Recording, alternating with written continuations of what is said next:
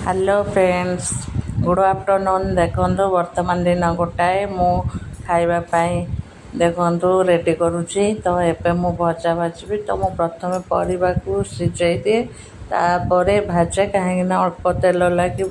आम जमा भी तेल मसला दिया तरकारी खाऊना, अल्प साधा सीधा खाऊ। देखो मुझे भजा भाजुची तो किए केमती भजा भाजती तो मुझे प्रकार सबुदिन भाजे कांकड़ कदली आलू आम खाऊना, खाली जस्ट पियाज पकेबू और खाइबू। देखो भजा को सिझे देती बाद मुना भाजी भी देखो ये भजाटा खाली तेल लुण अल्प पकई भाजवा भल लगे। तो किसी समय एमती सीम रखीदे भल पड़पड़ भजा हो जाए तो भल लगे। बाद एमती किसी समय लगे 10-15 मिनट